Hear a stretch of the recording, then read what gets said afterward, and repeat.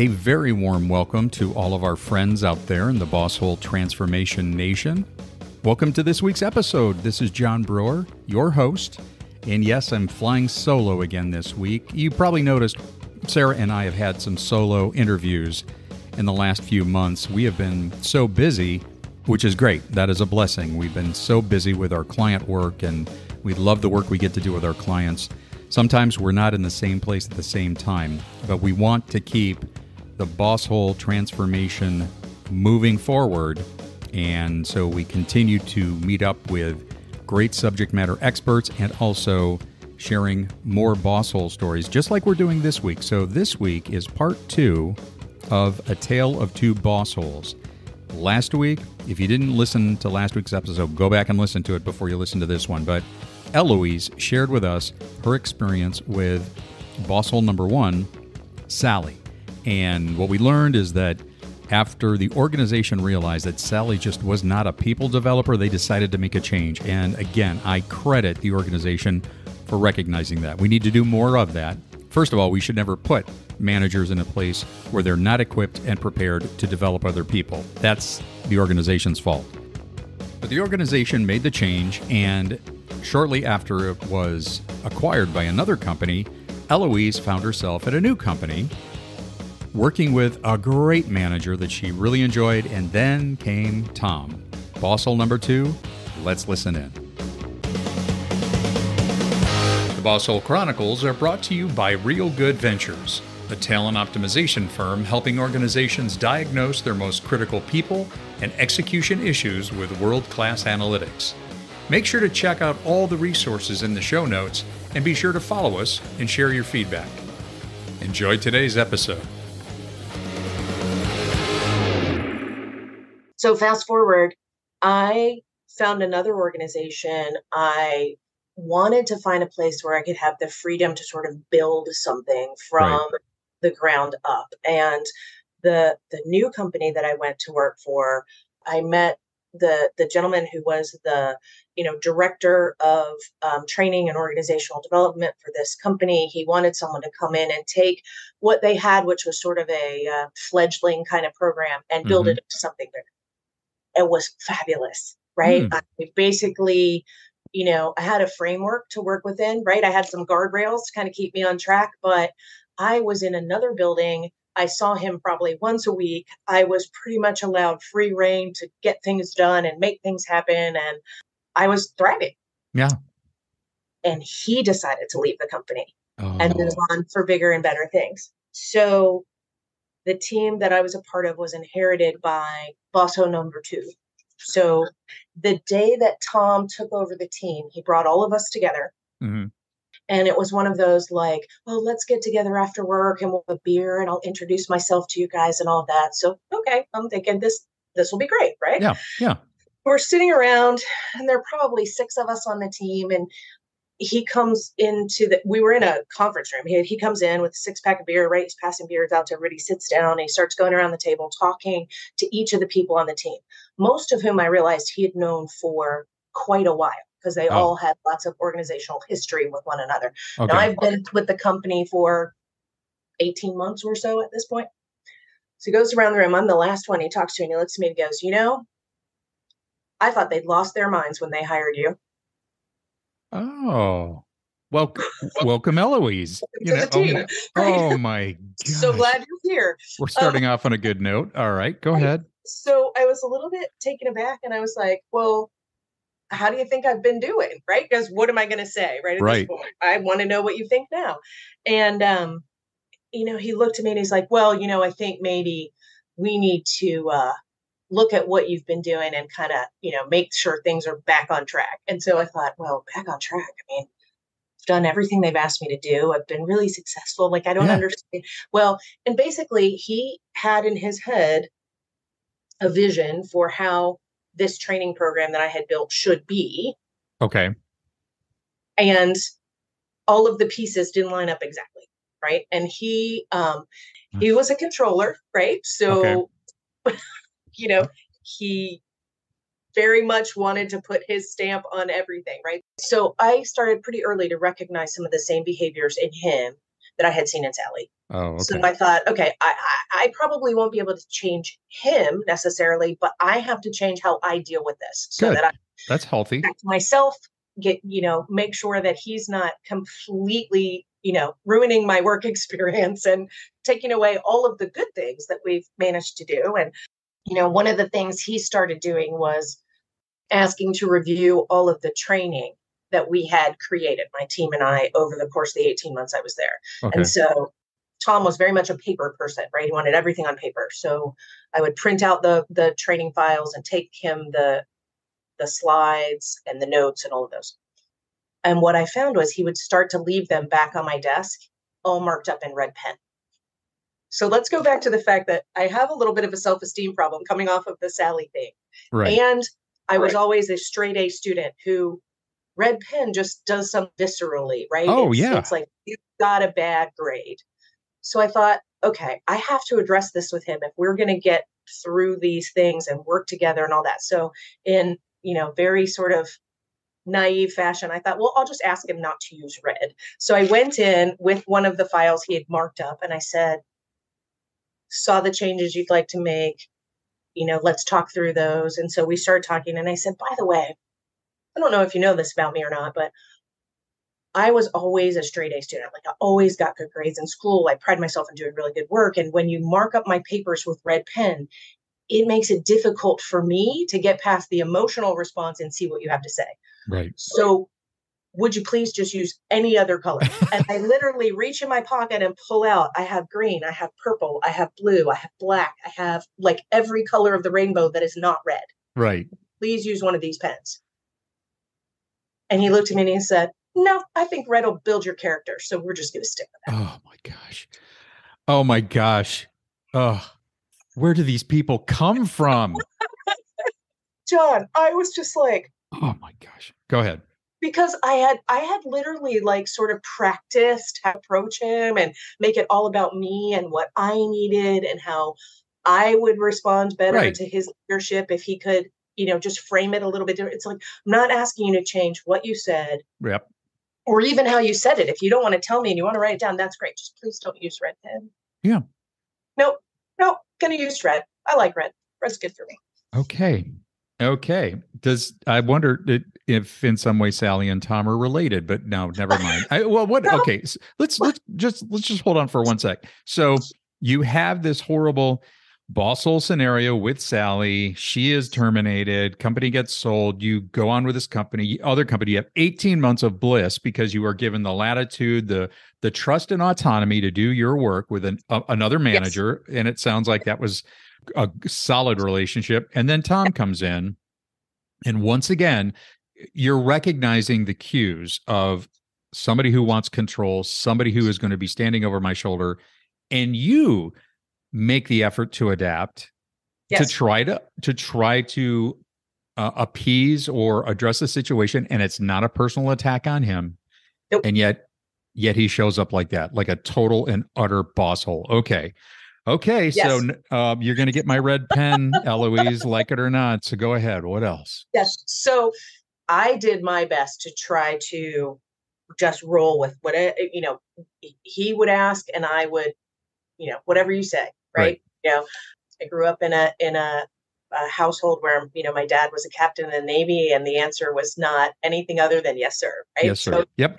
So this boss would say something, I would say, yes, sir. And most of the time, what I learned was I could say, yes, sir, go do what I was doing anyway. And which is horrible, right? So you look back over this, and I've been thinking about this in preparation for this conversation. I thought, I spent a lot of my time basically yesing him into believing I was doing exactly what he wanted. And I really wasn't. Right. So I was using my skills for good, for what I felt was like the good of the team and the good of the organization and all that. But I literally was living sort of this secret double. Eloise 2.0. Yes, that's right. Yes. But I can assure you, there are people listening to this right now that are saying, I do the same thing.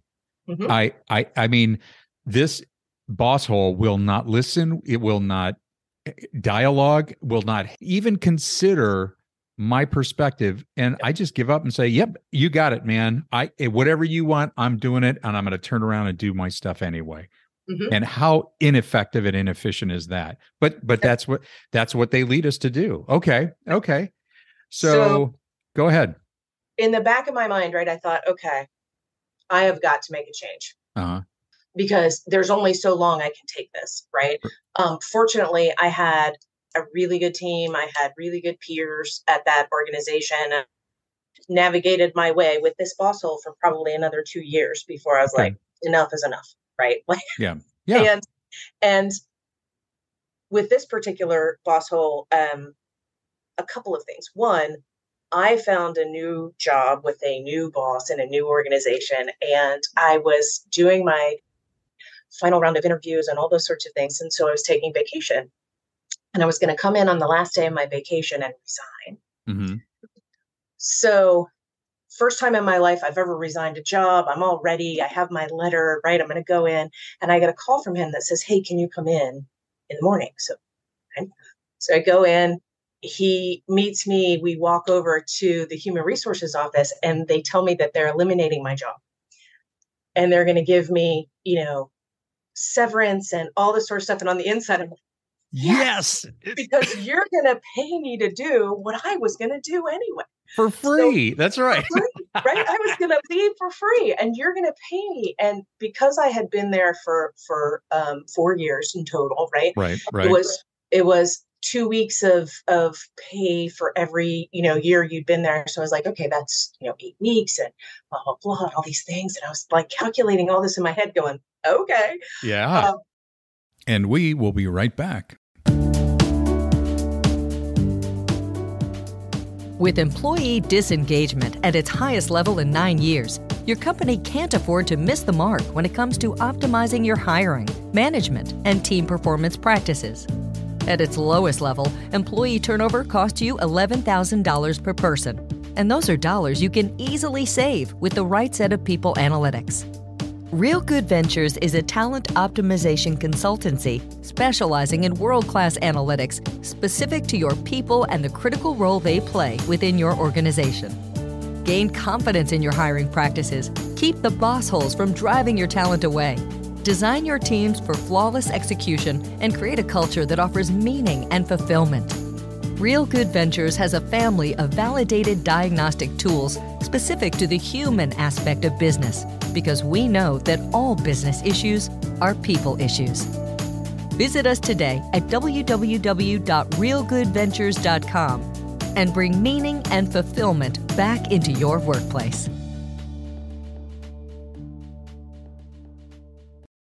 Okay, let's get back to the program.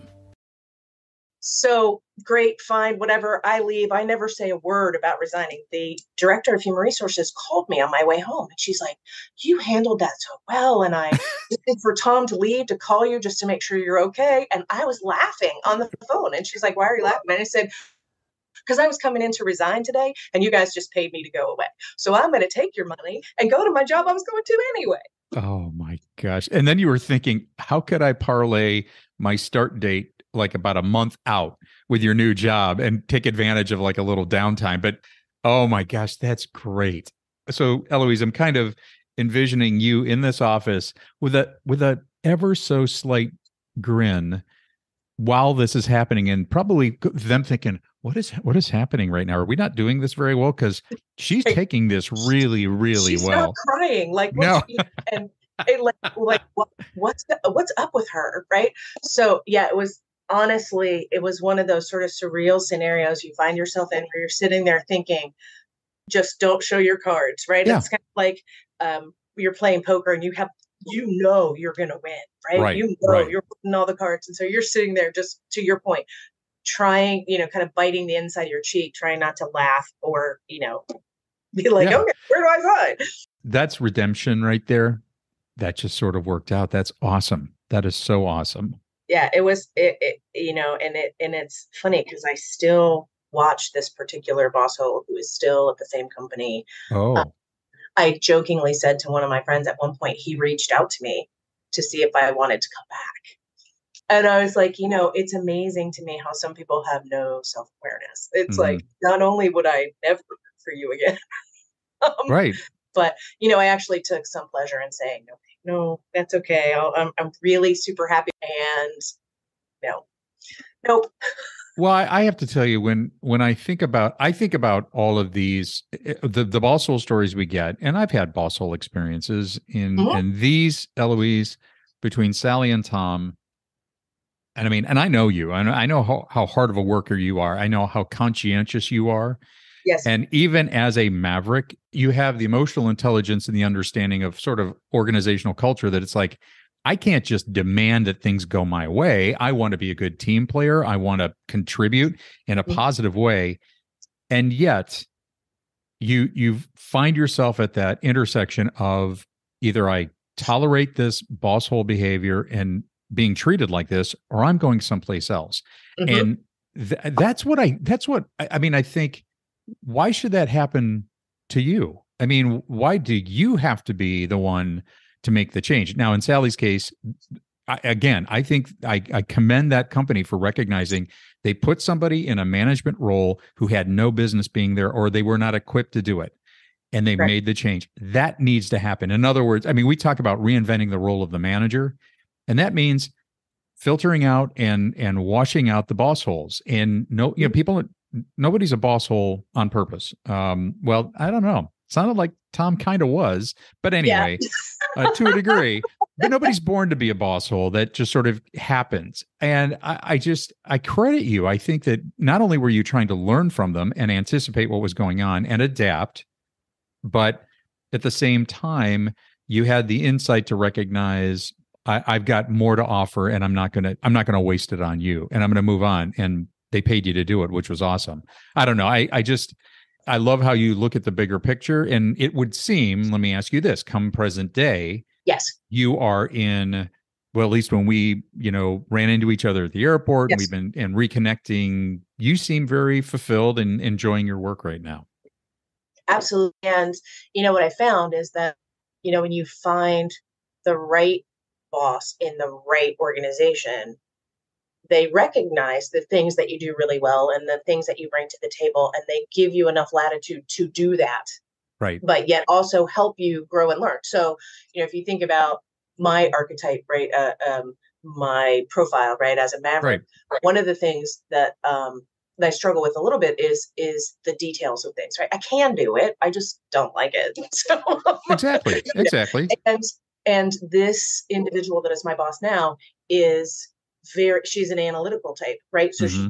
she's very much on top of the details of things, never misses a beat, but never in a million years makes me feel badly about the fact that attention to detail is not my strength. Right. Right. And we joke about it, right? We'll be on a call and we'll be talking about things, and we'll be talking about strategy and those sorts of things, and she'll say, well, details are not your thing, right? Again, I'll give you a quick example. We have an executive who has higher formality, who is about the details, who is about, task focus and rules and structure. And he has somebody on his team who is extremely low on formality, who even lower than me and you, because I'm a captain, you're a maverick. I mean, way, way, way to the left on formality.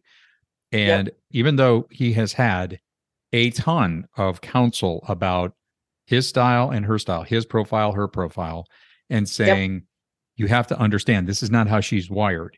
She can do it. It's just not her superpower. Therefore, Right. surround her with people, and you help to offset that and complement each other. And yet he has been known to say, you better fix your failure to focus on details. You better change. And I mean, it's like, you need to listen to yourself, because people don't change. People can adapt, but you're Correct. not going to change that. So, and I go back to Tom's comment about, I think it'll build character. I'm just going to use red ink. I think that moment, if he had said, gosh, you know what, Eloise, I appreciate that. I never would have thought about that, but I respect the fact that if it helps our relationship, great. How hard would that have been? Really? Not hard at all. I thought I was helping, right? I brought him all the other colors. Exactly. Yes. You were enabling him. You were enabling him to do it the way that would have. I was trying to help you make a better choice for me, right? Yes. Yes. And in retrospect, right? Mm-hmm. In both the case of Sally and Tom, I probably put up with their behavior longer than I should have. Okay. But what I learned was how not to behave. Yes. Right? And not that I would ever be a controller, because that's just not my thing. But I think what I walked away from both of those relationships with is a respect for exactly what you're describing, which is when someone tells you what they need, either through their words or through their actions, you need to listen, because you're only as good as the team that you have around you and their successes and what they bring to the table. And if you crush their enthusiasm spirit. And their spirit and their self-esteem and their self-worth, then while they might not leave today, they're mentally checking out long before they go, right? So their productivity starts to drop off because you're creating an environment in which they can't thrive. Yep. Well, these are wonderfully painful, but very helpful stories, Eloise. I know. I just really appreciate the thoughtfulness and how you have helped our listeners. Let me just ask you, for anybody that is listening to this podcast right now, driving in the car or, doing something, and they're hearing Eloise, your story, and they're thinking, I got to do something.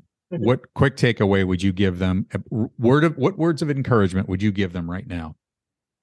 Well, first, it's not you. Okay. It isn't you. You didn't create the Bosshole. Yes. Okay. And while someone did somewhere, because to your point, I don't think people set out to be Bossholes. Right. But when you can sit back and realize that what's happening to you and the environment that's created at your work and on your team is not because of you, then you can kind of take that emotional step back and go, okay, so what am I going to do about it? Right. So you're not the one that's broken. And then sometimes, the only way to grab onto something new is to let go of what you're holding on to today. I hung around longer than I should have because I needed a job and I had 2 kids and, all of those things, right? I couldn't just walk away. It's never too early or too late to realize that this person's not going to change, and you need to decide if it's okay to stay or if you need to go. That's great wisdom. Not to step over the fact that in some circumstances, in a lot of circumstances, maybe I don't have a certain skill. Maybe I don't have the right perspective. Maybe I don't clearly understand the expectations, but seek them out. If there is a chasm between you and a manager, take ownership of what you can control, how you can develop. And you did that. I mean, you approached and said, hey, what can I do? How can I do this? Can you help me in this particular area? But if all of that just falls on deaf ears, you're right. It's never too early or too late. And I think you gave some great insight as well, Eloise. If you're wondering if the circumstances in which you find yourself are healthy or toxic, what happens in your household on Sunday night? Is it quiet? Is it dark? Is it just think you're dreading going to work the next day? That is not where people need to be. And that's that managers should not be the catalyst that creates that. Correct. When you really start to have a physical as well as a mental reaction to going to work. I mean, I would feel sick on Sundays, and my husband would be like, well, it's because it's Sunday. Yeah. As an outsider, he saw exactly what was happening, and would look at me and be like, why haven't you quit yet? Right? What's wrong with you? But I think it sometimes takes you longer when you're the one who's in that scenario to realize that what you're dealing with is someone who either intentionally or unintentionally is not giving you what you need in order to be successful and happy. And honestly, I should have said happy and successful, because honestly, you got to be happy first, right? If you're going to thrive doing whatever you're doing, you gotta enjoy it. You gotta like it at least. And if you're not, then it's time to look for something else. It really is. It really is. And again, happiness can be very subjective, but at the same time, we think about it in terms of meaning and fulfillment. Sure. But that creates a happiness. But at the same time, not all work is happy. We know that. But if you look at it on a scale and you think, wow, my fulfillment, my meaning, my happiness far outweighs the difficult, crappy days that we all have, okay, Yes. I can deal with that. But when the balance and shift so far, it's time. It is absolutely time. Well, Eloise, thank you so much. This was awesome. Just love your stories. Hated you went through them, but I love the fact that you shared them with the Bosshole Transformation Nation, and just so glad that you find yourself in a better place right now. Thank you, John. I appreciate it. All right, everybody. We will see you next time on the Bosshole Chronicles. We'd like to thank our guests today on the Bosshole Chronicles, and if you have a Bosshole Chronicles story of your own, please email us at mystory@thebossholechronicles.com. Once again, mystory@thebossholechronicles.com. We'll see you again soon.